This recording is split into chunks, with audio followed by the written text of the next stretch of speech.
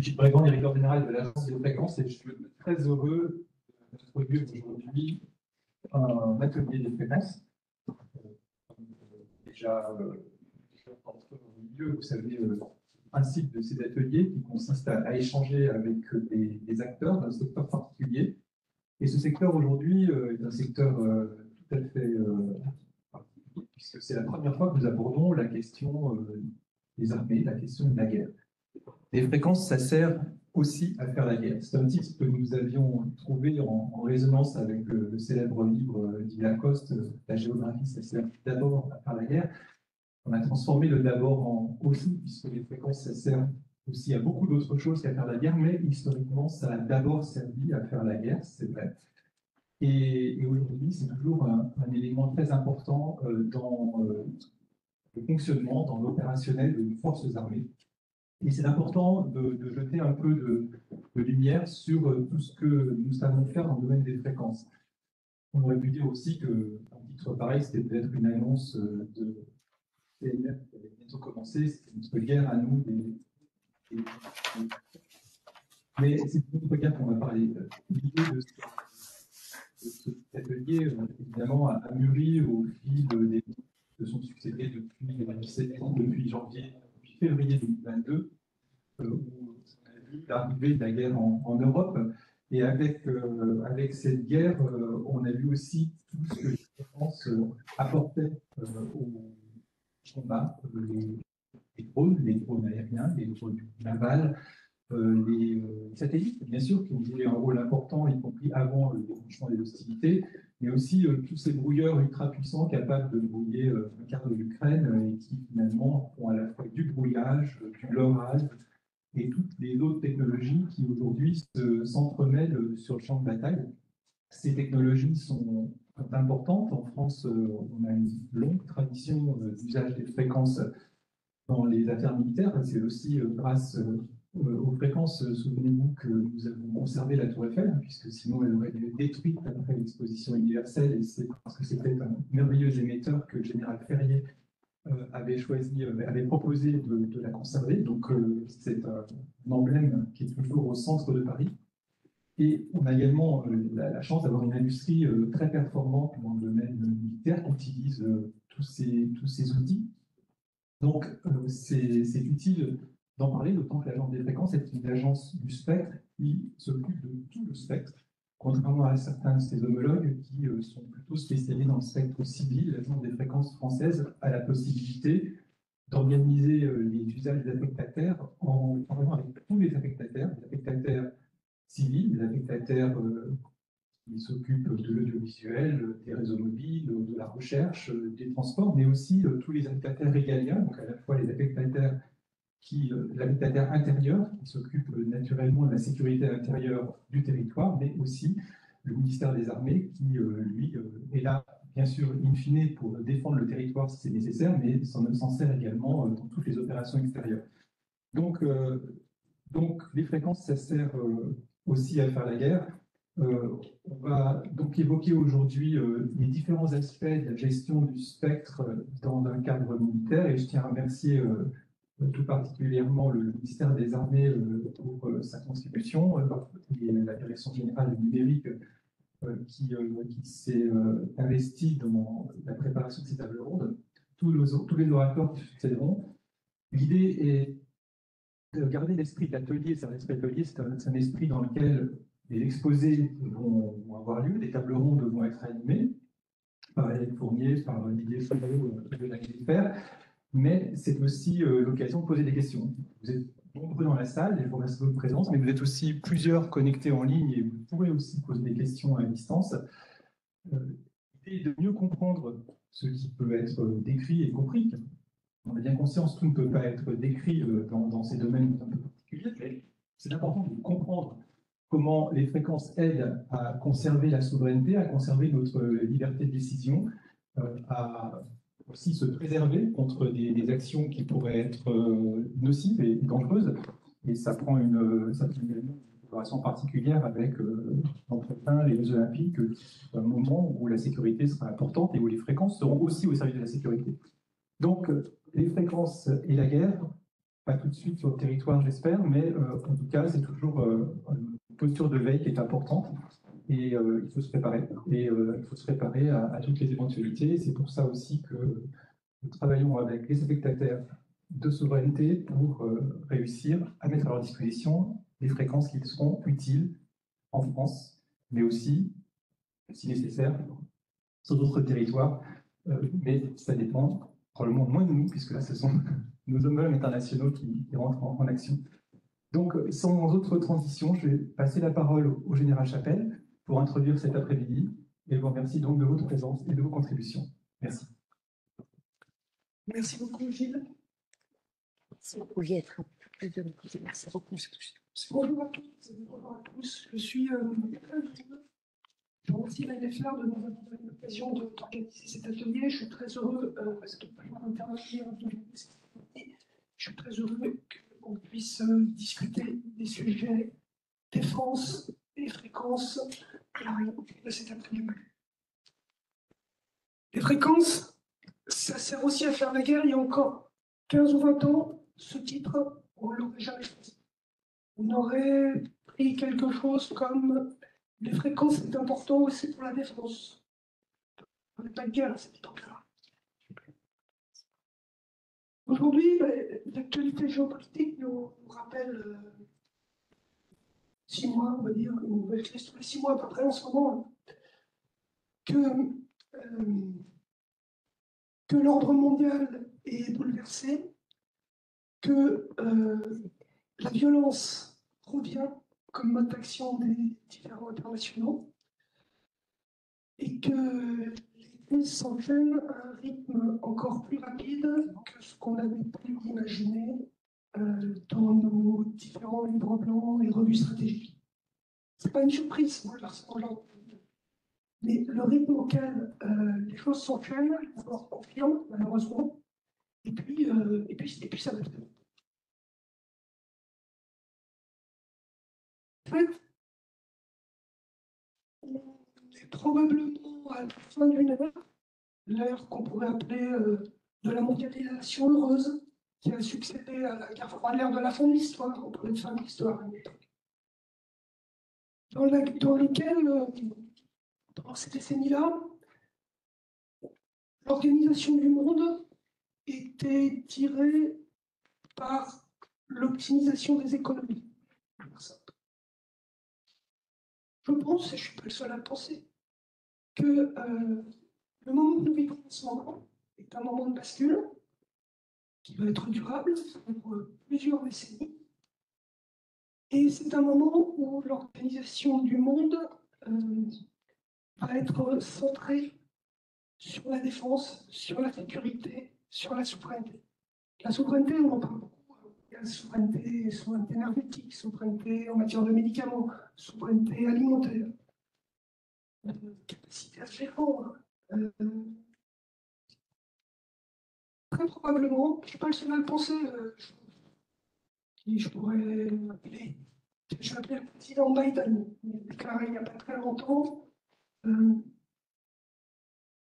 Il arrive un moment dans le monde, probablement toutes les 6 à 8 générations à peu près, où les choses changent très rapidement. Nous sommes à un de ces moments-là, et ce qui se passe en ce moment va façonner les relations internationales et l'organisation du monde pour le prochain siècle. Je ne peux pas dire ça exactement comme ça. Voilà. Comme ces bouleversements ne sont pas une surprise, le monde a commencé à réarmer, le monde entier. Certains n'avaient jamais arrêté de s'armer, d'autres avaient fait une pause et réarment maintenant. Et la France, comme les autres, au moins que la Russie, qui augmente de 68% par son budget de défense d'une année sur l'autre, elle est en guerre. Même la nation consent un effort très important dans la LPM qui a été promulguée l'été dernier, avec 413 milliards d'euros pour les 6 prochaines années. Ce qui nous fait passer d'une. On arrivera en 2030 à 68 milliards d'euros par an consacrés à la défense.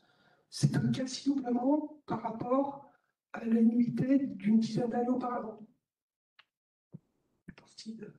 ce gain de pouvoir d'achat sera monté par l'inflation, mais il y a quand même un accroissement très significatif. On parle d'économie de guerre.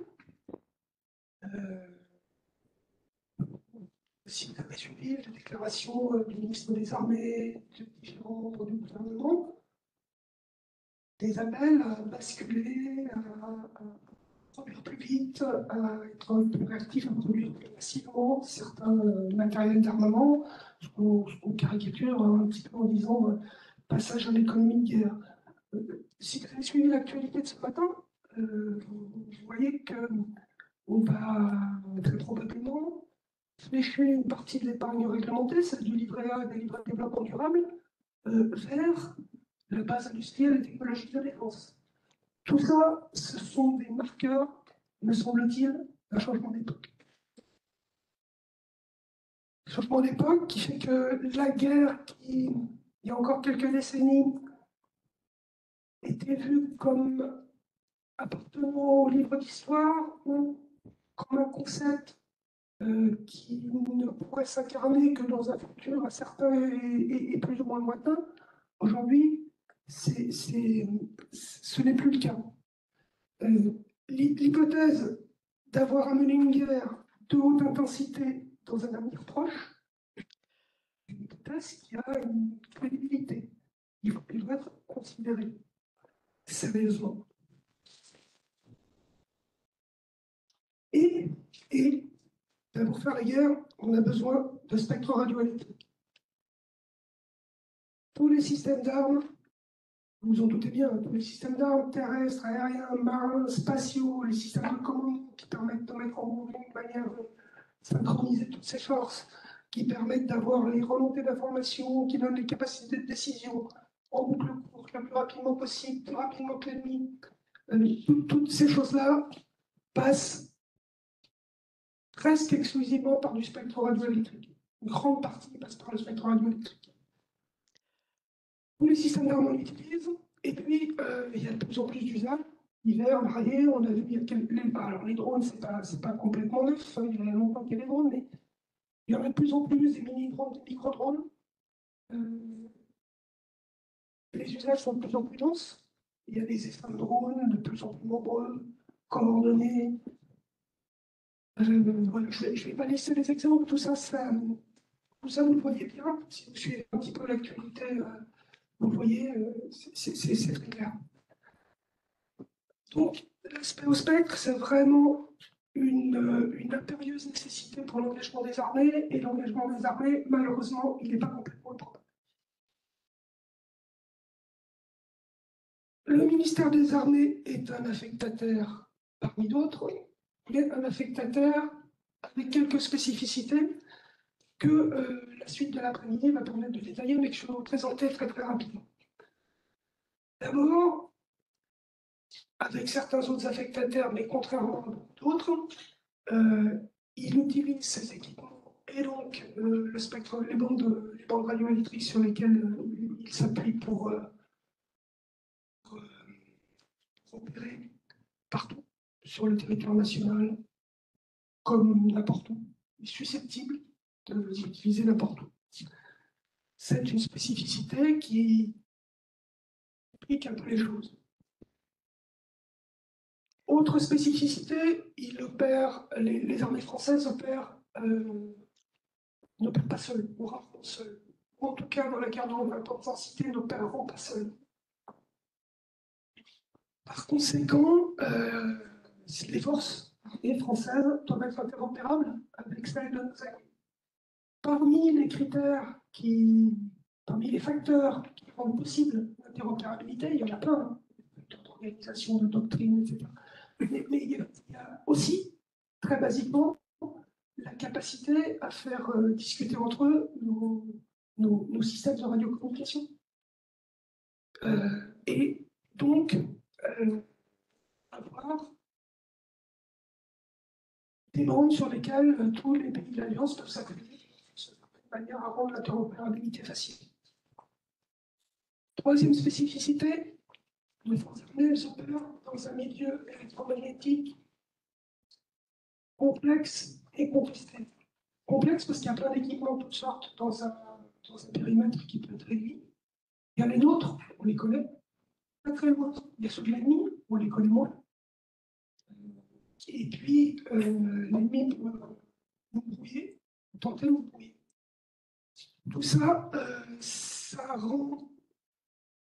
fait par exemple, ça nous conduit par exemple à avoir des liaisons qui sont plus robustes, à rechercher des liaisons plus robustes que celles qui sont utilisées dans un environnement connu, simple, maîtrisé. Donc, des bandes plus larges pour faire de l'évasion de fréquence, pour faire un certain nombre de choses. Quatrième spécificité, il y a un certain nombre d'informations qui ne doivent pas être en public parce que leur publicité constituerait une vulnérabilité.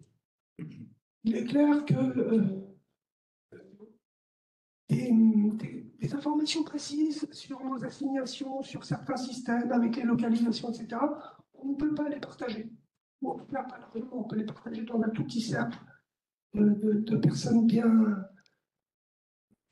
maîtrisées, mais on ne peut pas les partager largement. Et donc, c'est une contrainte supplémentaire quand on imagine des dispositifs qui permettent de partager le spectre entre affectataires, entre usages, etc. Des constantes de temps et des investissements très très importants.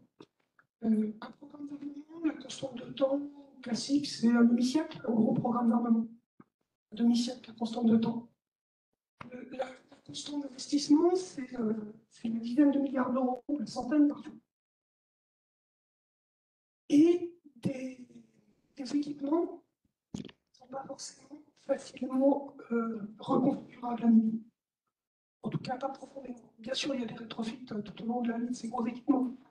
Mais sur un vecteur aérien pas trop gros, qui plus est, si on a des volontés d'avoir une certaine furtivité, etc., il n'est pas facile d'aller intégrer de nouvelles antennes radicalement différentes des premières en cours de vie de l'équipement. Une autre spécificité, c'est l'utilisation légitime du brouillage, le droit de brouiller l'ennemi en opération, et on a besoin, et on ne veut pas le faire aussi, de s'y entraîner. Dans les armées, on dit souvent train as you fight, c'est-à-dire qu'il faut se mettre au plus proche des conditions du combat pour s'entraîner efficacement. Et donc l'entraînement dans ce brouillé, c'est quelque chose qui est important. Et puis, un dernier point que je n'ai pas mentionné sur ma planche, mais qui est important aussi, qui serait l'imprévisibilité, et qui va avec la réactivité. On peut être amené,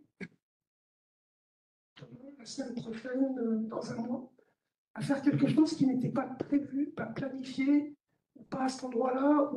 Bien sûr, il y a des plans, des choses sont préparées, mais il peut toujours y avoir une surprise, ce qui fait que avoir des besoins d'usage de spectre qui sont inopinés. C'est une des raisons qui nous a conduit à mettre en place le tableau national de répartition de bandes de fréquences spécifiques du temps de crise, etc. On en reparlera aussi. Voilà. Je vais terminer cette introduction. Je vous remercie de votre attention. Je peux prendre une question si vous voulez, parce que je n'ai pas dépassé le temps.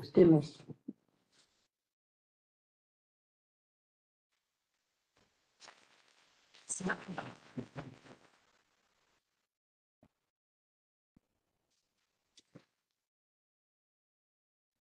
Merci Laurent, et je vais prendre la suite pour ouvrir la première table ronde qui sera sur les enjeux communs entre le ministère des Armées et l'industrie de défense. Ça, on le voit quasiment tous les jours à l'agence, puisqu'on a à la fois une participation très active de la défense dans nos commissions et comités, et dans le même temps une participation presque encore plus active, parce qu'il y a un certain nombre d'industriels, de ces industriels de la défense dans nos comités et commissions. Donc, je souhaiterais d'abord faire venir les ici le colonel Rodolphe Kemmerich, que vous connaissez tous très bien depuis longtemps, donc chef du bureau de la gouvernance des fréquences au sein de la DGNU, adjoint fonctionnel de l'officier général en charge des fréquences. Voilà, tu supervises l'ensemble des travaux fréquences nationaux, internationaux et internes dans lesquels le ministère des Armées est impliqué. Et donc, il a tous les éléments pour expliquer pourquoi le spectre est important pour la défense.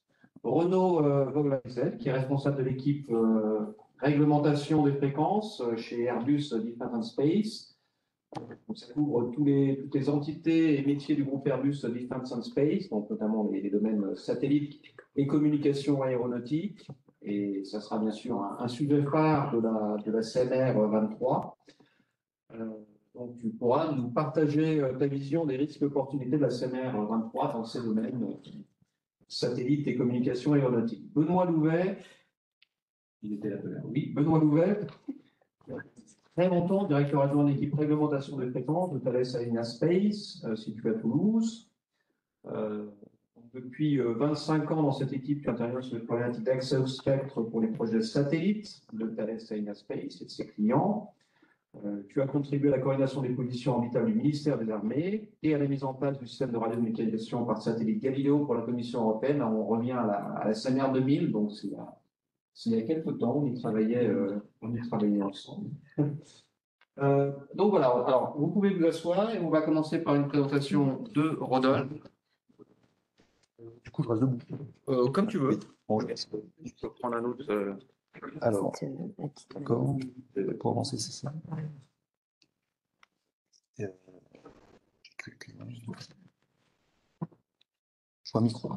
Prends le micro. Tu peux me donner le micro. Non, voilà,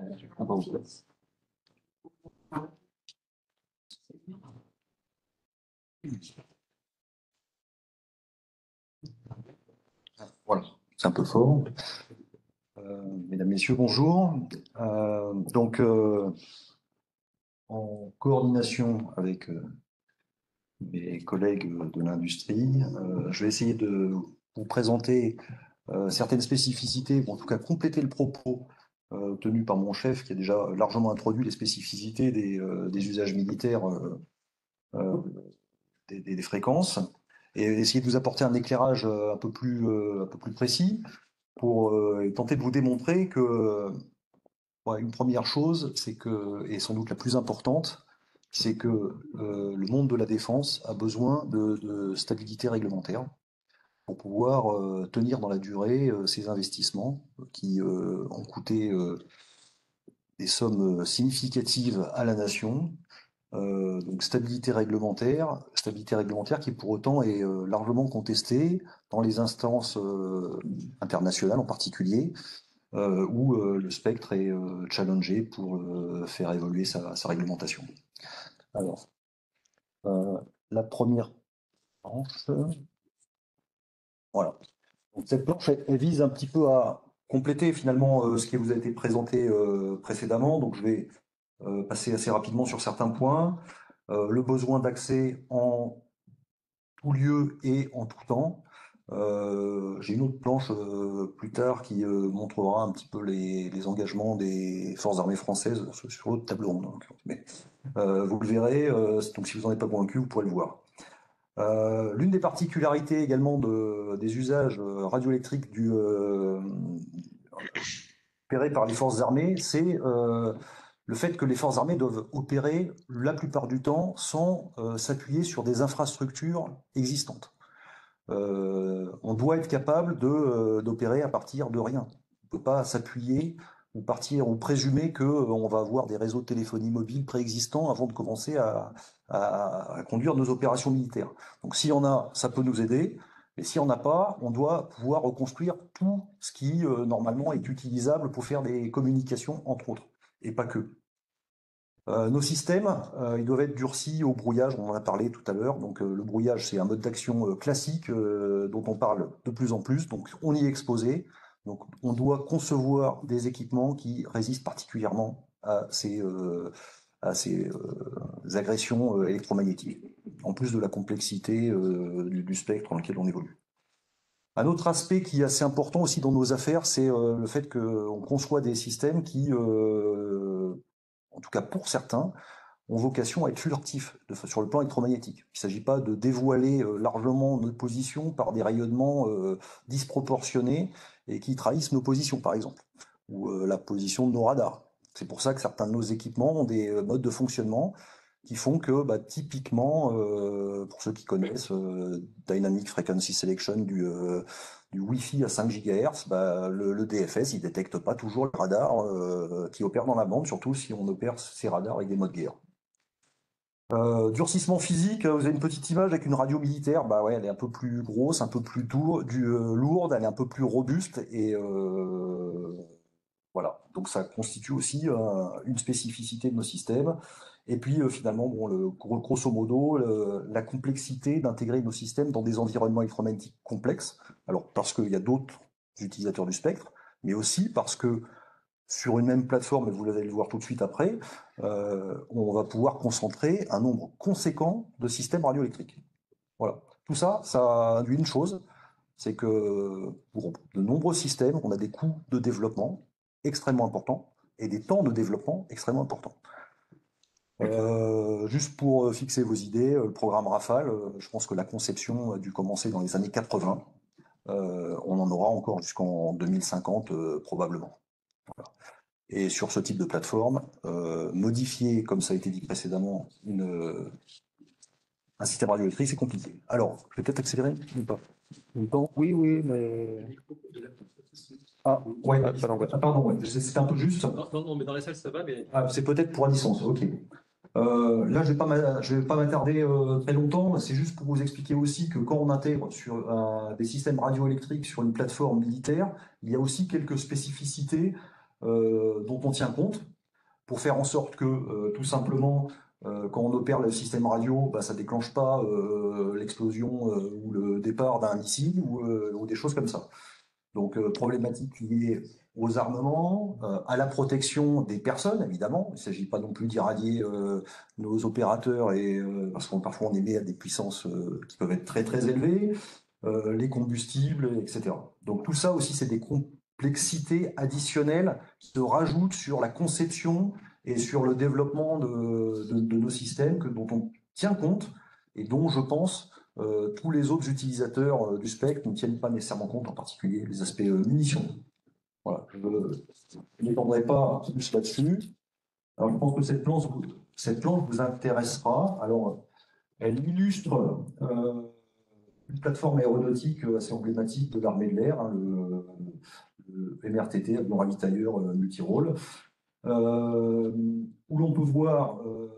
Alors, vous pouvez voir une partie des systèmes radioélectriques qui sont intégrés sur la plateforme. Et je dirais qu'une partie, parce que j'étais obligé d'en enlever quelques-unes. Enfin, la personne qui a réalisé cette planche a sciemment masqué certains dispositifs pour rendre publicable cette représentation.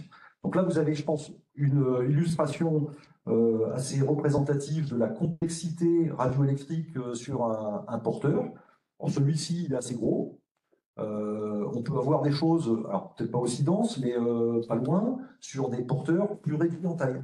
Enfin, je pense à un avion de combat comme le Rafale, il y a aussi une très grande complexité radioélectrique. On a des complexités similaires sur des frégates, sur des différents bâtiments de la marine, et même sur un porteur terrestre, sur les nouveaux véhicules de combat. On n'en est plus au SOMUA S-35 de la Deuxième Guerre mondiale où les ordres se donnaient au drapeau.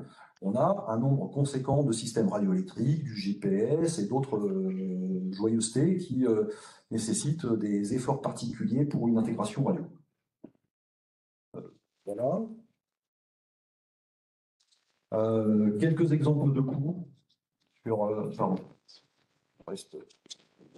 quelques exemples de coûts sur des programmes majeurs d'armement. Donc Syracuse 4, c'est la nouvelle génération de satellites, 3,6 milliards d'euros. Système de radio de combat contact, le renouvellement de nos radios VUHF, 1,06 milliard. SCOA, les radars, 2 milliards d'euros. Le MRTT, c'est la plateforme que je vous ai montré tout à l'heure, je crois que c'est pour 12 plateformes, presque 4 milliards. Et les Rafales, au global, 50 milliards, à peu près approximatif. Donc c'est des chiffres que j'ai trouvés publics, que j'ai trouvés sur Internet, dans des documents officiels. Les coûts de migration. Alors jusqu'à présent, on a eu de la chance, globalement, mais on a eu des petits accidents. Et on a eu un accident en 2007. Voilà, enfin de la chance, voilà.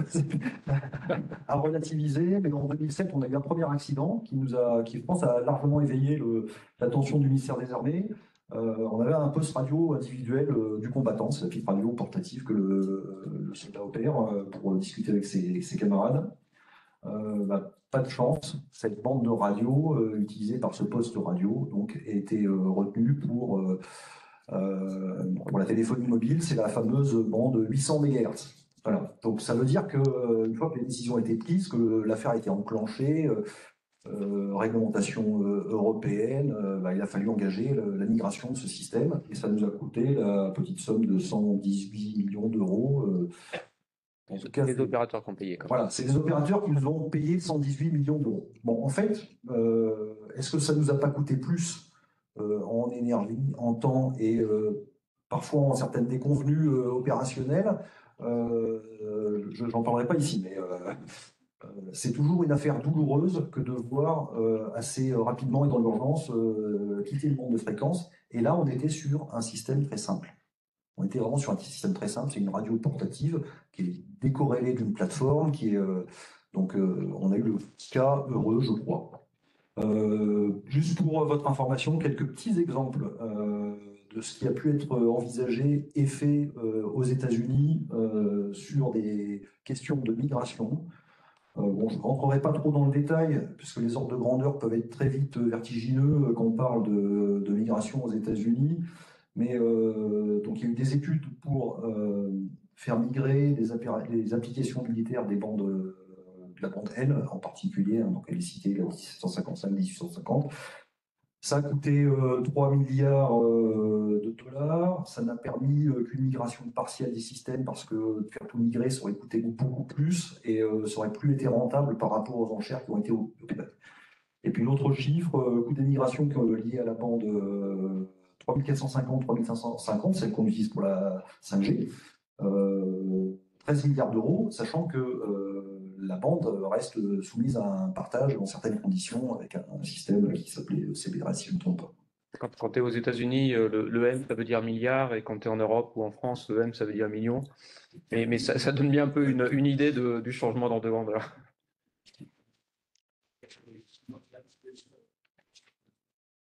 Alors, le dernier point sur lequel...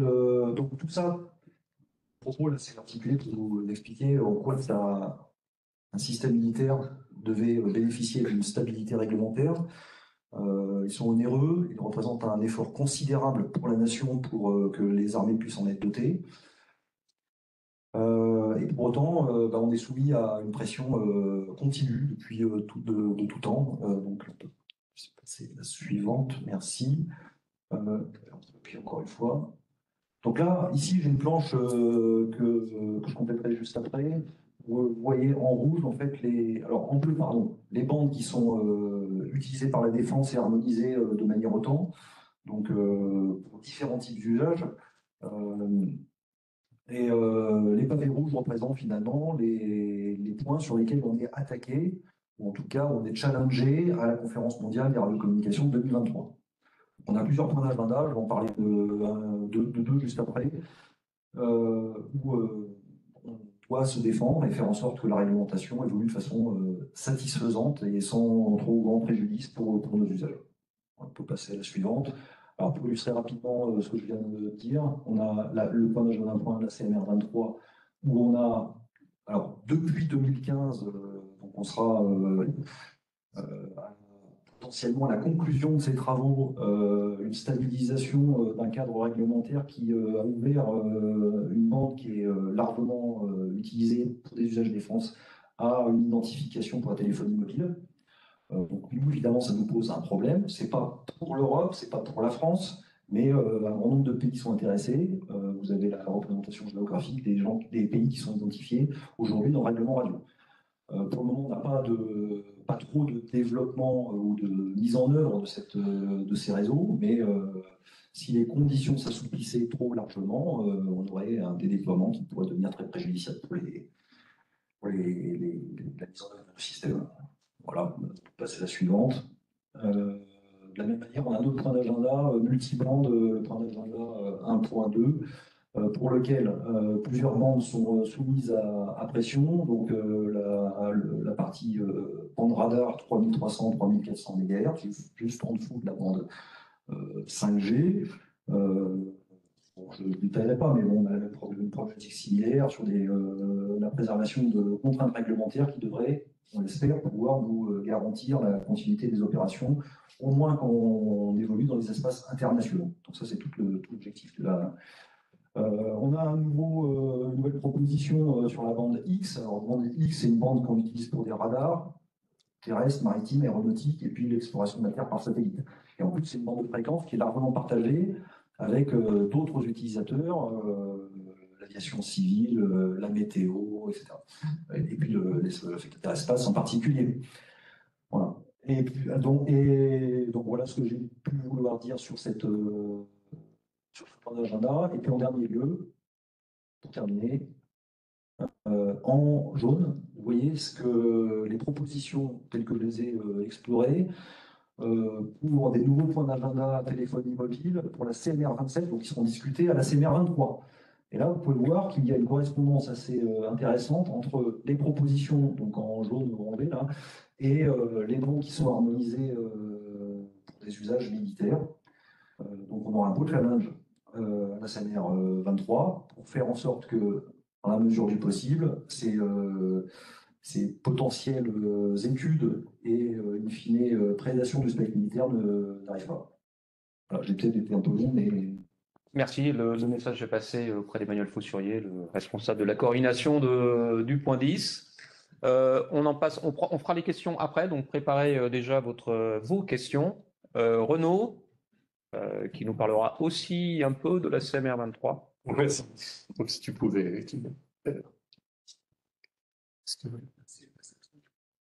Voilà. Excuse-moi, c'est bien ça. Ok.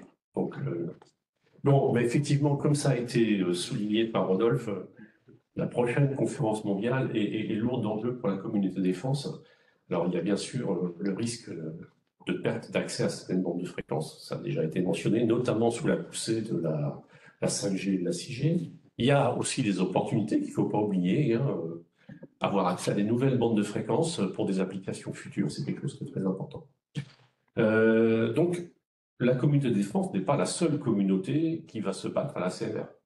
Bon, il y a bien sûr d'autres communautés qui sont organisées, mais c'est quand même une communauté, de mon point de vue, qui voit un petit peu différentes communautés, un peu spécifiques, ou du moins qui a des difficultés spécifiques. Alors, la première difficulté, c'est que les applications défense ne sont pas identifiées explicitement dans le règlement ITU des radiocommunications. Alors, j'ai essayé de faire ce matin un petit exercice. J'ai ouvert le RR hein, en format électronique et j'ai cherché le nom d'occurrence du mot militaire. Military, dans la version anglaise, ou defense. J'en ai trouvé une. Alors, pour ceux qui connaissent un peu le RR, c'est quand même un pavé énorme, plusieurs centaines de pages. Donc, c'est bien un constat intéressant que ce mot, finalement, soit un peu caché, masqué. Et c'est quand même une difficulté quand on veut essayer de défendre le spectre, de ne pas pouvoir finalement explicitement indiquer ce qu'on cherche. Le second point, c'est que la communauté de défense n'est pas organisée de manière aussi efficace que d'autres communautés. Alors, c'est très bien que la communauté mobile est extrêmement bien organisée à travers la GSMA. On sent que d'autres communautés ont fait des efforts ces dernières années pour se structurer et être capables de peser plus. Bon, je citerai quand même la communauté des opérateurs satellites de télécommunications, donc qui ont fusionné différents organismes, créé la GSOA, donc qui regroupe finalement tous les acteurs du monde entier, ou les principaux acteurs du monde entier dans le domaine des communications satellites. Donc voilà, clairement, on n'en est pas du tout, à ce niveau-là pour l'aspect défense. Et une troisième difficulté, c'est qu'en fait, on a parlé des constantes de temps pour les programmes de défense qui durent très longtemps, qui mettent longtemps à se décider souvent, et il y a vraiment une nécessité d'avoir une vision. Quand on veut arriver à quelque chose, on veut arriver à quelque chose au niveau technologique, mais comme vous l'avez indiqué, il faut du spectre. Donc il faut que tout ça soit géré de manière synchrone, et il faut essayer de se préparer à l'avance pour identifier le spectre dont de futures applications auront besoin. Parce qu'il y a une chose qui est sûre, c'est que quand un programme démarre, il démarre sur la base de quelque chose qui est stabilisé en termes de spectral. Il ne va pas prendre le risque de démarrer avec une incertitude sur le spectre qui va pouvoir être utilisable. Donc là, il y a vraiment besoin de se projeter, et on doit quand même constater que c'est assez rare au niveau des administrations, du moins en Europe. Je ne connais pas suffisamment bien les administrations d'autres régions pour me prononcer, mais en tout cas, on peut constater que c'est assez rare d'avoir cette vision projetée sur le long terme pour savoir quels sont les besoins et quelles seraient les bandes de fréquences qui seraient intéressantes que la défense ait accès pour ses futures applications. Next slide, merci. Alors, on a parlé de la réglementation. L'ITUR, ce n'est pas seulement la réglementation radio, c'est aussi tous les processus qui concourent à pouvoir accéder à des orbites, à des fréquences pour les satellites, que ce soit les satellites d'observation de la Terre ou les satellites de télécommunications militaires. Et on peut noter, enfin, du moins nous en tant qu'industriels, on note un accroissement fort de l'intérêt de l'utilisation du spatial dans le domaine militaire. Donc il y a beaucoup de pays qui veulent s'équiper. Et pour s'équiper, eh ben, il faut effectivement acheter des satellites, il faut les lancer, mais il faut aussi disposer du spectre et des orbites qui permettent de faire fonctionner ces satellites. Et ça passe par un processus qui est géré par l'ITU, donc pour faire des demandes d'assignation de fréquences au niveau de l'ITU. Alors là, il y a une petite spécificité dans le domaine militaire, c'est que tous ces processus d'assignation de fréquences ont été vraiment pensés dans une utilisation commerciale. Donc les constantes de temps que vous trouvez actuellement dans le règlement des radiocommunications, elles ont été pensées pour lancer un satellite commercial pour lequel les durées de construction sont assez courtes. Quand on parle de programme militaire, alors j'ai récupéré un petit diagramme qui a été publié par le ministère de la Défense américain, par la DISA précisément, qui donnait un ordre d'idée, une moyenne en quelque sorte, de l'élongation temporelle d'un programme satellite militaire aux US. Donc, on voit que la durée qui a été estimée par la DISA, c'est 14 ans. À titre indicatif, quand vous déposez un filing, vous avez 7 ans pour le mettre en service, d'après le règlement des radiocommunications. Donc on voit bien qu'il y a un gros écart. Donc il y a un vrai enjeu dans le domaine de la défense à gérer les assignations. Donc conserver au mieux les assignations qui sont déjà possédées, et puis pouvoir en déposer des nouvelles. Alors il y a une tendance que nous on note aussi, c'est peut-être aussi l'effet de la multiplication des besoins et des pays qui sont intéressés par les communications ou les systèmes spatiaux militaires, c'est que l'industrie est de plus en plus sollicitée pour soit aider à conserver des assignations existantes, soit aider à trouver de nouvelles assignations pour accéder au spectre militaire. Et là, on se rend compte de quelque chose d'intéressant, une tendance aussi intéressante, c'est qu'il n'y a pas de règles, même en Europe, pour avoir accès au spectre militaire quand on est un opérateur privé ou quand on est un industriel.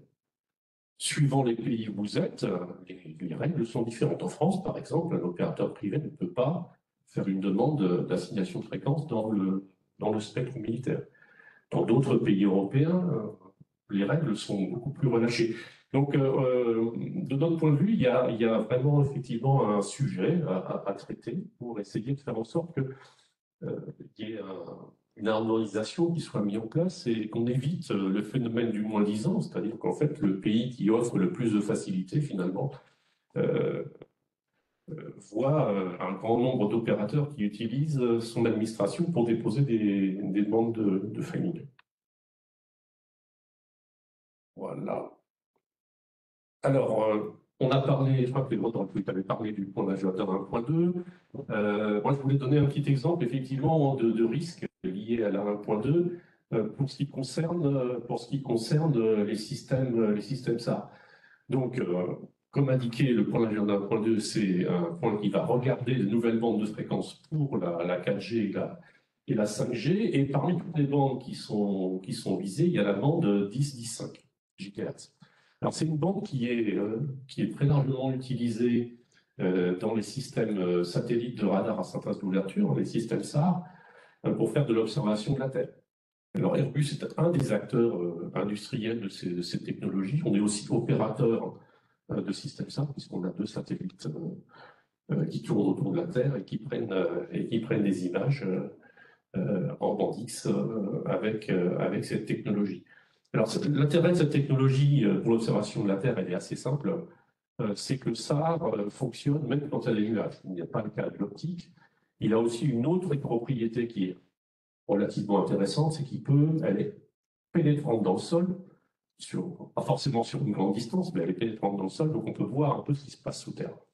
Donc tout ça ces 2 propriétés font que c'est aussi une technologie qui est largement utilisée dans le domaine gouvernemental. Donc Airbus a très largement contribué aux études qui ont été menées dans le cadre de la CMR23 pour ce point d'agenda et pour cette bande de fréquence. Et la conclusion des études que nous avons menées avec d'autres est que, effectivement, en l'état actuel, si on prenait les propositions telles qu'elles ont été faites pour partager la bande, en fait, ça conduirait à pouvoir faire de l'observation de la Terre SAR en bande X. On a fait une petite simulation en utilisant les images SAR qui ont été récupérées sur TerraSAR. Donc, on prend Haïti, la cité d'Haïti, et puis on a injecté dans cette simulation les données qui nous ont été fournies par la communauté IMT pour les caractéristiques des stations de base qui utiliseraient potentiellement cette fréquence. Et on voit dans le résultat, effectivement, que l'image, elle devient complètement pixelisée, elle est inexploitable. Et donc, si, effectivement, l'accès à la bande est ouvert tel que préconisé par la communauté IMT, en fait, on perdra la possibilité d'utiliser du SAR dans cette bande. Et donc, Airbus soutient la position de la CEPT de s'opposer à une identification IMT dans cette bande de fréquence. Voilà, alors bon, pour l'instant, c'était un discours un peu pessimiste, quand même, il faut bien le dire. Il y a les méchants, il y a les amis. On est entouré de gens qui veulent nous manger le spectre, c'est vrai. Il y a quand même quelques opportunités. Il faut aussi voir que la défense peut avoir une utilisation opportuniste d'écosystèmes qui sont dans des bandes de défense. Alors de quoi on parle? L'idée, c'est de se dire qu'il y a des bandes de fréquences qui sont partagées entre différentes applications. Elles peuvent être exclusives défense dans certains pays, comme la France par exemple, mais il peut se trouver que dans d'autres pays, d'autres continents, eh bien, ces fréquences sont utilisées par des systèmes commerciaux. Et donc, des écosystèmes, des technologies ou des produits vont être développés dans ces bandes, et rien n'empêche finalement d'utiliser ces technologies et ces produits pour des applications défense dans des pays comme la France. Alors, des exemples concrets de ce genre de possibilités, bon, c'est Galileo, pour tout ce qui concerne la radionavigation, ça c'est assez explicite. Un autre qui est un peu moins connu, c'est les solutions 4G et 5G à terme dans la bande 2,3-2,4 GHz, donc qui est une bande exclusive des France en France, mais qui, dans beaucoup de pays, est une bande IMT, donc c'est la bande 40 du LTE, c'est une bande TDD, donc qui a été essentiellement définie initialement pour le marché chinois. Donc c'est une bande identifiée de fréquence exclusive à partir de 2310 MHz. Et donc ça ouvre la possibilité de bénéficier de produits qui sont très peu chers pour des applications particulières de connectivité dans le monde de défense. Alors on n'est pas dans du noyau dur, des communications très sécurisées, mais pour des usages non durcis, ça ouvre des opportunités intéressantes. Et voilà un exemple d'utilisation intéressante de spectres qui sont défense et non défense, et ça conclura mon intervention. Je vous remercie.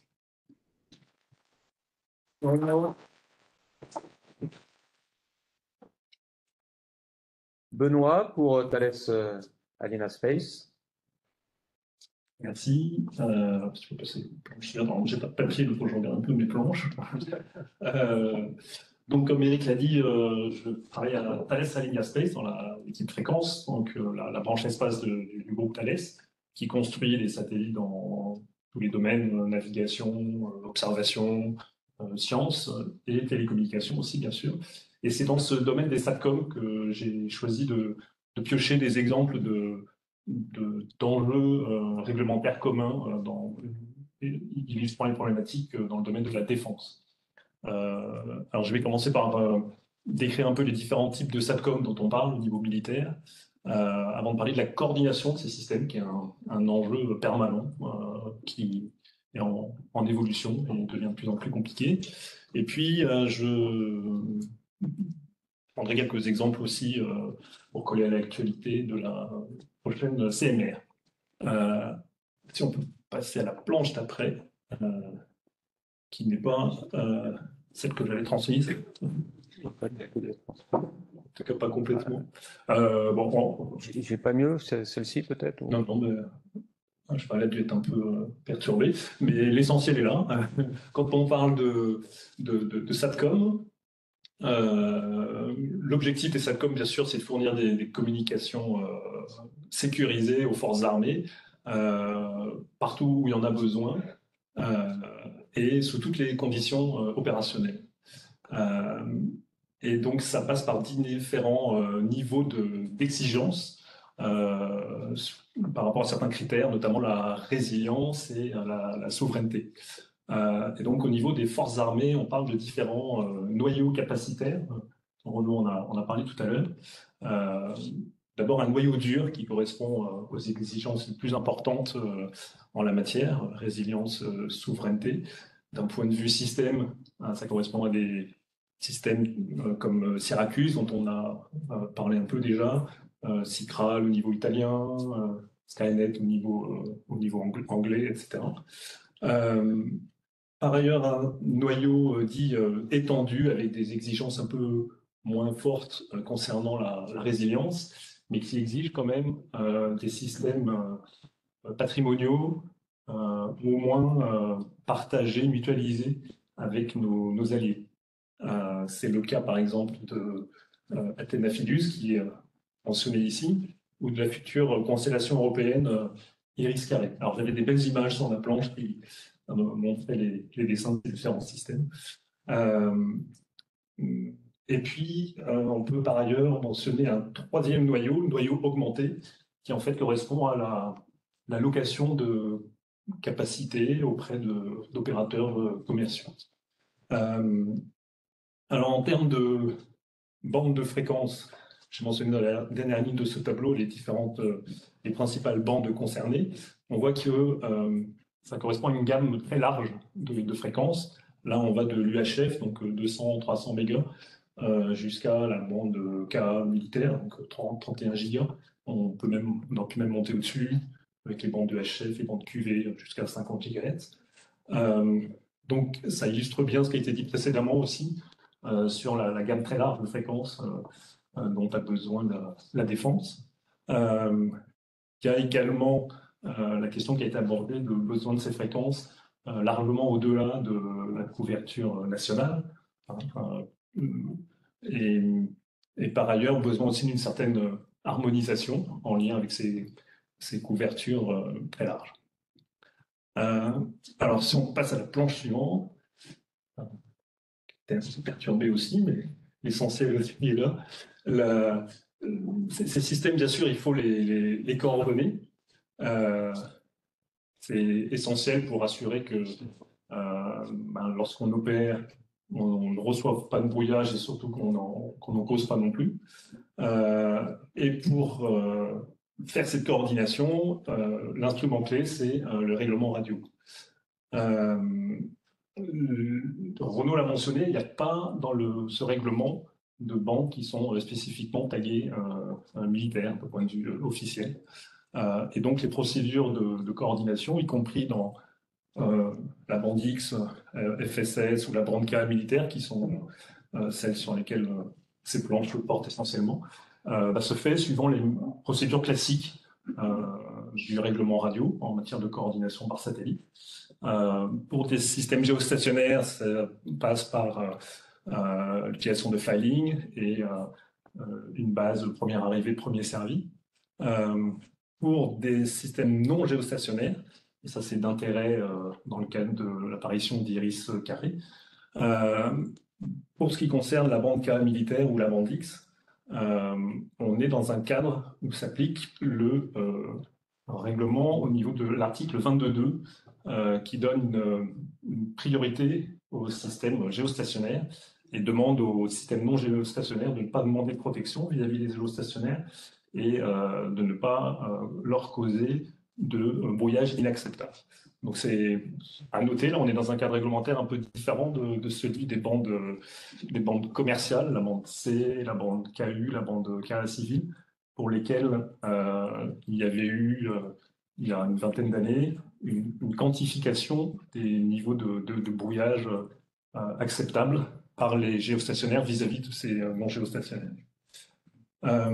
Alors un point, on ne voit pas bien ici, mais que j'avais mentionné, qui est quand même spécifique des systèmes militaires, pas uniquement satellitaires, d'ailleurs terrestres comme satellitaires, c'est l'article 48 de la Constitution de l'UIT, donc pas du règlement même, mais de la Constitution de l'UIT, qui stipule que les États membres conservent leur entière liberté en ce qui concerne les installations radioélectriques militaires. Donc c'est un article clé. Alors il est un peu bémolisé par la suite, puisqu'il est indiqué que toutefois, ils doivent, dans la mesure du possible, respecter les différentes mesures réglementaires, notamment celles qui permettent d'éviter les brouillages préjudiciables. Mais c'est un article quand même très important. Et à noter que la France, l'an dernier, à la conférence des plénipotentiaires de l'UIT, a agi pour faire évoluer la pratique derrière cet article 48, puisque dans le passé, il a été utilisé par certains États pour défendre des intérêts plus commerciaux que militaires. Donc il y a une résolution là, adoptée l'année dernière qui doit permettre de limiter ces abus. Alors, quoi qu'il en soit, au niveau des enjeux industriels liés à la coordination, deux enjeux principaux. Un qui a déjà été mentionné par Renaud, qui est l'alignement des calendriers industriels et réglementaires. 7 ans pour lancer un projet, dégrossir les grosses problématiques réglementaires, construire le satellite, le lancer. C'est en pratique très, très court. Et puis un deuxième impact, c'est la limitation de l'impact de la coordination proprement dit sur les performances d'un système.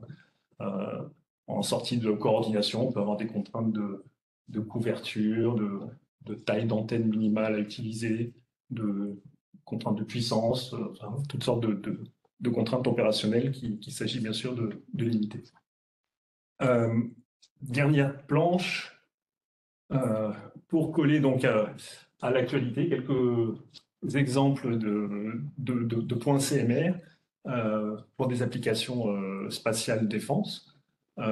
Donc plutôt des opportunités ici, plutôt que des menaces. Le premier, c'est le point 1.8, qui concerne la possibilité d'utiliser des systèmes géostationnaires en bande KU et KA civile, donc les capacités du noyau augmenté dont je parlais précédemment, pour effectuer le command-contrôle des drones dans les espaces aériens civils.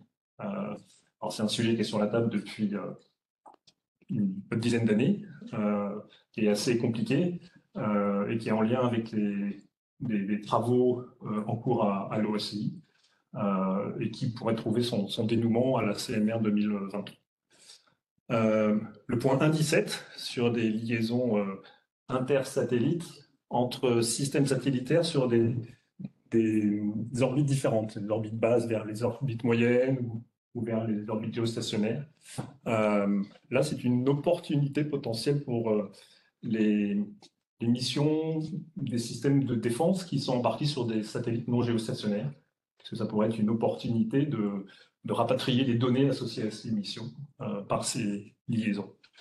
Et puis un dernier point qui n'est pas dans le domaine des SATCOM, mais dans celui de la radionavigation par satellite, qui concerne, donc c'est le 9.1b, qui concerne la protection des récepteurs de radionavigation par satellite vis-à-vis des émissions des amateurs.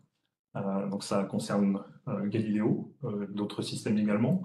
Galileo qui dans ces bandes-là veut lancer des nouveaux services et donc est amené à déployer des récepteurs en grand nombre. Ça concerne aussi la défense puisque dans cette bande, il y a une des composantes d'un signal de Galileo qui s'appelle le PRS, Public Regulated Service, qui est un signal important pour la défense, pour des services de navigation et de localisation bien sécurisés. Et voilà, avec ces exemples-là, je termine là cette présentation. J'espère que je n'ai pas été trop long aussi. Et puis, je m'engage à vous fournir les versions à jour du temps. Vous avez été tous parfaits. Alors, vous pouvez poser des questions. Je vous donne à ce moment-là le micro. Donc, réfléchissez quelques secondes. En attendant, j'avais juste un point à soulever. On voit que la difficulté, notamment côté UT, c'est de distinguer entre ce qui est bande de fréquences civiles et militaires et qu'en fait, il n'y a pas de possibilité vraiment de le faire. Mais en même temps, dans certains transparents, on voit apparaître l'idée de cas civils et de cas gouvernemental ou militaires. Donc, à quel niveau ça se fait et comment ça se traduit et ça se comprend au niveau UT? Et sans doute en lien avec cette question, il a été mentionné par Rodolphe qu'il y a du spec qui est harmonisé autant, mais harmonisé autant, c'est entre les ministères des armées de l'OTAN. Comment ça se traduit? Je crois que Renaud a mentionné la difficulté que certaines administrations autorisent des bandes de fréquences, même autant pour certains usages qui ne sont pas militaires. Donc, est-ce que ça veut dire au niveau européen, au niveau des pays de l'OTAN, qu'il y a un manque d'harmonisation des fréquences militaires? Est-ce qu'il faudrait plus précisément désigner au niveau des administrations civiles que certaines bandes de fréquences sont civiles, militaires? Je peux essayer d'apporter une partie de la réponse. Donc effectivement, au niveau européen et périmètre NATO-Europe, OTAN-Europe, on a une organisation, donc on n'est pas totalement désorganisé, Renaud, sur les questions fréquences. On a une organisation, un comité spectre OTAN, qui est un comité militaire et civilo-militaire, auquel participe aux côtés du MINARM, d'ailleurs l'Agence nationale des fréquences pour représenter l'administration française. Et on a établi des règles qui sont théoriquement applicables à l'ensemble des pays de l'Alliance et ses partenaires qui ont bien voulu se rejoindre cette communauté d'intérêt. On est plutôt sur une logique de baisse forte, puisque par définition, les États restent souverains sur leur usage du spectre. Sur l'affirmation selon laquelle les pays font entre guillemets n'importe quoi par rapport aux bandes harmonisées OTAN, je ne crois pas que ce soit tout à fait vrai. Il y a des tentatives régulières parce que il y a des pressions dans les pays de la part de l'industrie satellitaire, souvent civile pour le coup, qui essaie de tordre cette règle un peu morale de respect de ces bandes harmonisées autant. Je ne crois pas qu'on ait d'exemple flagrant de transgression de cette règle. Donc, mais c'est vrai, pourquoi pas, on pourrait peut-être imaginer qu'elle puisse être durcie. Mais si toutefois l'ensemble des pays de l'Alliance sont d'accord pour faire que cette règle devienne une règle dure, et pourquoi pas peut-être l'étendre aux pays de l'Union européenne qui ne sont pas membres de l'OTAN, qui peuvent être partenaires de l'OTAN, etc. Donc voilà. Après, donc effectivement, ce qui est établi ou admis au sein des pays de l'OTAN, la bande K militaire, elle est K militaire que pour les pays qui veulent bien la considérer comme telle.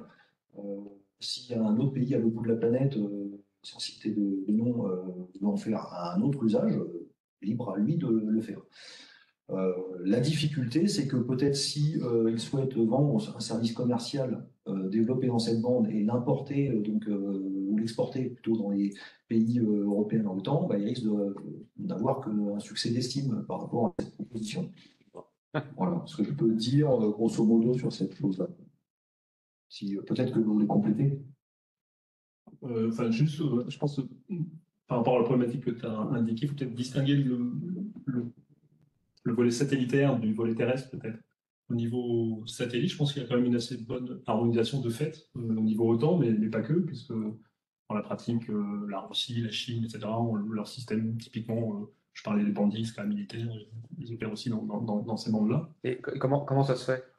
Comment ça se fait qu'on soit si bien harmonisé avec la Chine et la Russie? Ça peut paraître surprenant comme ça. Et c'est une harmonisation de fait, quelque part, il y a, même au-delà de ça, il y a même une bonne pré-coordination, on va dire, puisque, tant que je sache, en Bandix, le système russe opère sur des polars croisés par rapport au système otanien, donc c'est une bonne chose. Oui, bien sûr. Et je pense que c'est la pratique qui perdure. Alors il y a des velléités, c'est vrai, avec des faillings correspondant à des systèmes qui, a priori, ne sont pas des systèmes militaires, mais à ce stade, ça reste uniquement papier. Il y a aussi des agences spatiales, par exemple, qui ont des projets de ouvrir l'épaule. En Bandix, on a vu des choses. Ça reste à ce stade assez limité.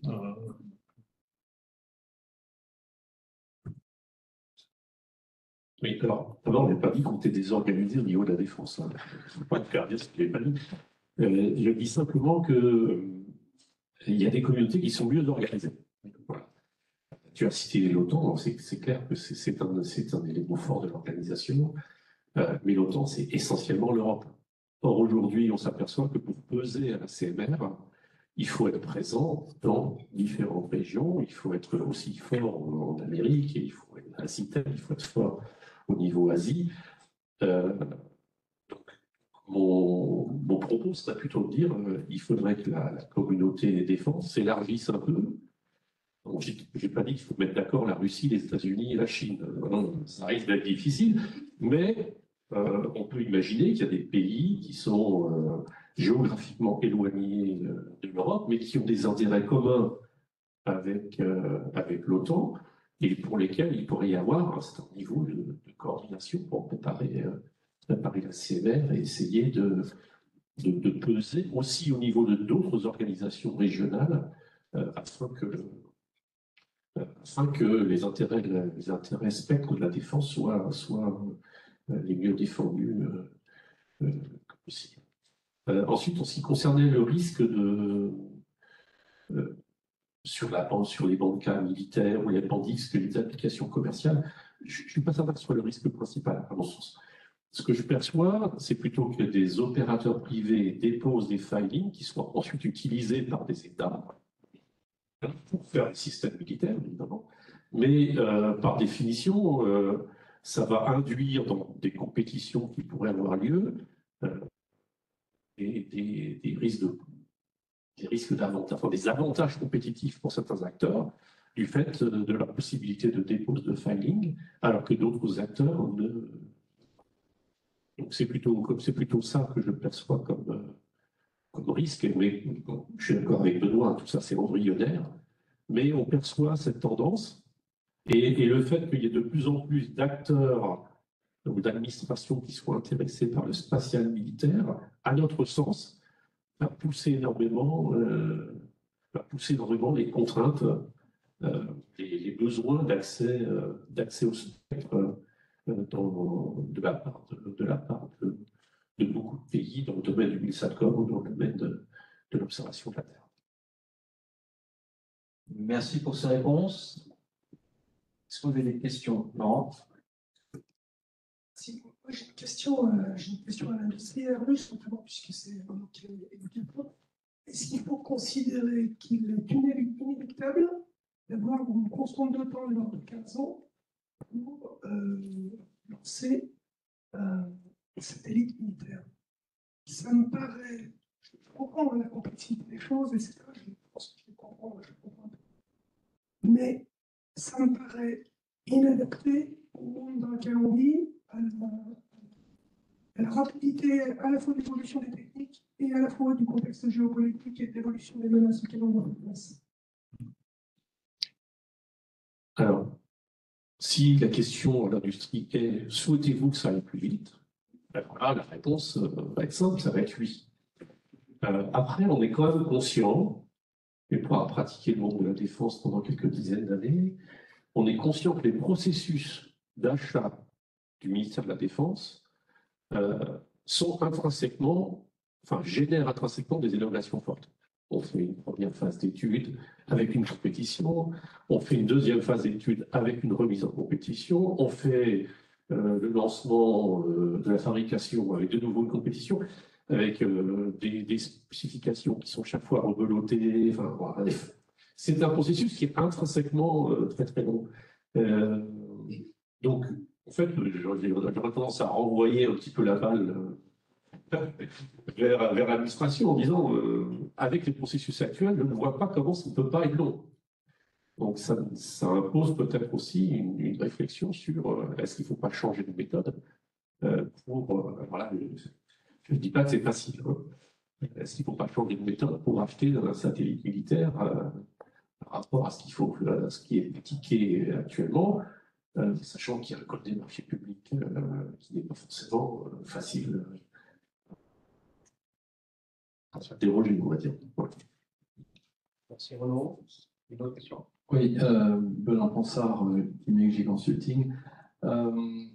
Moi, je voulais vous poser une question par rapport au transparent de M. Kémaré sur où on voyait, je crois que c'est le dernier avec les petits pavés jaunes qui montraient les sujets qui vont être évoqués à la prochaine CMR et qui seront en discussion en 2027. Est-ce que ce genre de petits pavés, donc qui amènent des discussions, ça peut être utilisé par certains États ou industriels pour finalement faire la guerre à l'avance et déstabiliser l'OTAN à long terme. Parce que là, vous évoquez des tas de petits carrés jaunes, qui ont des répercussions, et vous nous avez expliqué que c'est très long de faire changer les systèmes militaires, leur durée de vie est très longue. Donc on pourrait imaginer des puissances qui se disent, eh bien, utilisons la CMR pour commencer à grignoter les fréquences et les gêner. Alors, merci vraiment pour cette question.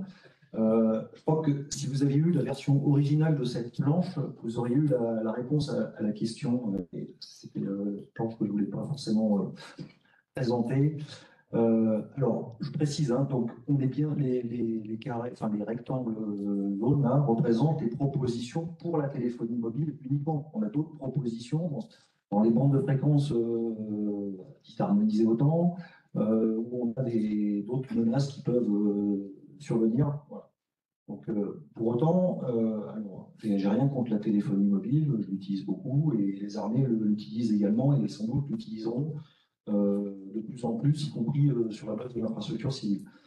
Pour autant, la téléphonie mobile a un gros défaut, c'est que jusqu'à preuve du contraire, le LTE, la 5G partage très mal le spectre avec les autres usages. Donc, c'est à ce titre-là qu'on est fortement réticent à voir ces propositions qui vont donner lieu à des études qui vont être très compliquées et très probablement montrer que le partage n'est pas possible et on aboutira sur une décision qui sera plutôt politique par rapport aux ambitions des groupes de nations à vouloir mettre en œuvre ou non la téléphonie mobile. J'ai fait une histoire courte. Alors, pour répondre à votre question, ce qui serait intéressant, c'est effectivement de raccrocher les différents pavés aux régions qui ont proposé peut-être sans trop piloguer, je dirais que typiquement la région RCC qui peut être un peu dirigée par la Russie, en tout cas qui est l'idée par la Russie, ouais, quelque part, curieusement a proposé systématiquement les bandes qui correspondent le plus aux bandes harmonisées. Alors, est-ce que ça répond réellement à un besoin de la Russie pour opérer de la téléphonie mobile ou faire autre chose? On peut largement s'interroger sur cette question-là. Oui, donc effectivement, en tout cas, c'est déstabilisant pour nous de devoir s'interroger, ne serait-ce que le fait d'identifier aujourd'hui qu'il y a une menace accrue sur des bandes qui sont cruciales pour un ensemble d'applications diverses. c'est déjà une action de déstabilisation par rapport à nos réflexions. C'est vrai. Mais ce qui nous sauve un petit peu quand même, c'est ce que disait Benoît, c'est-à-dire qu'il y a une certaine forme d'harmonisation entre les défenses de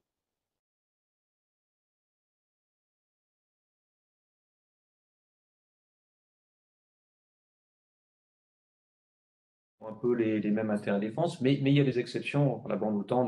Pour la CMR23, le 1.1 qui est sur une partie de la bande OTAN 4,8, 5 GHz. Là, on est opposé à deux pays qui sont la Russie et la Chine, qui veulent utiliser cette bande pour les IMT. Et pendant les réunions de préparation, ils ont toujours été très, très taquins, on peut dire, à souligner que c'était pour la défense, que c'était pour des usages qui n'intéressaient pas forcément les pays qui auraient à protéger les avions et navires qui utilisent les fréquences dans ces bandes-là. Donc oui, c'est toujours un sujet difficile à limiter. C'est pas systématique, mais voilà, ça arrive. Est-ce qu'il y a d'autres questions? Oui.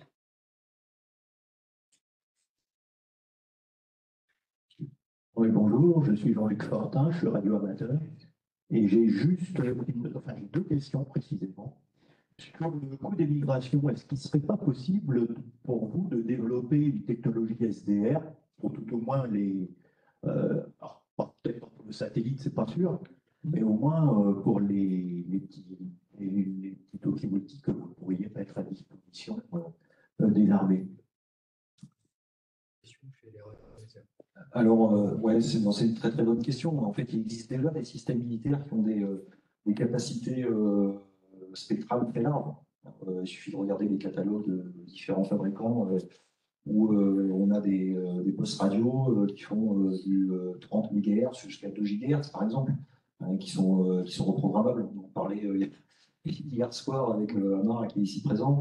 Donc oui, effectivement, après, par système de communication, par système d'armes, à un moment donné, il y a des choix qui sont faits, alors sur la base des propositions de l'industrie, qui sont analysées par la DGA, qui sont considérées par les armées, et il y a un meilleur compromis qui va être retenu entre le coût, l'efficacité, mais oui, effectivement, et je pense que l'avenir de nos systèmes de communication, et donc ceux qui arriveront demain et qu'on gardera encore plus longtemps,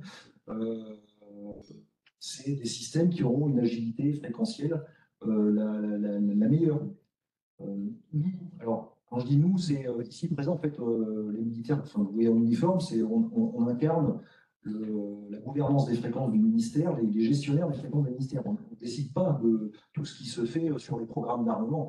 On conseille les décideurs sur l'acquisition, typiquement, et on invite régulièrement à orienter leur programme d'armement sur des systèmes qui auront la meilleure agilité spectrale ou ce type de technologie. Voilà. Après, les choix qui sont retenus ne sont pas toujours ceux qu'on aurait aimé voir. Bon, merci pour votre réponse. J'ai une deuxième question, et là qui vous concerne un peu plus, c'est sur le point 9.1b sur Galileo. Est-ce que vous pourriez nous en dire un peu plus sur parce que vous avez indiqué coexistence, moi j'aurais préféré voir cohabitation, mais bon, voilà. Et parce qu'on a quand même un gros sujet, et je crains que cette CMR, ça débouche sur une foire d'empoigne, puisque visiblement, il n'y a aucune position en commission qui a été prise. C'est difficile de présager de quoi l'avenir sera, mais sur ce sujet, l'idée, c'est quand même ça a été l'objet des travaux qui ont eu lieu ces 3 dernières années, en coopération d'ailleurs au niveau européen avec la communauté amateur, c'était de caractériser au maximum les différents types d'émissions amateurs et amateurs par satellite, d'ailleurs aussi qu'il y a dans la bande en question, et ensuite essayer de préciser dans quelle sous-bande précisément et avec quelle limite potentielle de densité de pire ces différentes applications pourraient opérer sans nuire à la protection des systèmes de radionavigation par satellite. Et donc tout ça, c'est à ce stade inscrit dans des rapports. L'idée européenne, c'est de mettre ça dans une recommandation et de pousser à ce que cette recommandation, elle soit suivie par le plus grand nombre. Alors, il y en a certains qui préfèrent garder une flexibilité maximale, d'autres qui considèrent que de toute façon, les services amateurs ont déjà un statut secondaire par rapport à la radionavigation par satellite, donc il n'y a pas lieu de faire autre chose. Certains nient la portée internationale même du sujet, considèrent que ça peut se régler uniquement. Donc, c'est pour ça qu'il n'y a à ce stade pas de solution claire qui se dégage. On va voir ce qui se passe pendant la CMR sur ce sujet. Merci. Je vous propose d'en arrêter là et d'applaudir.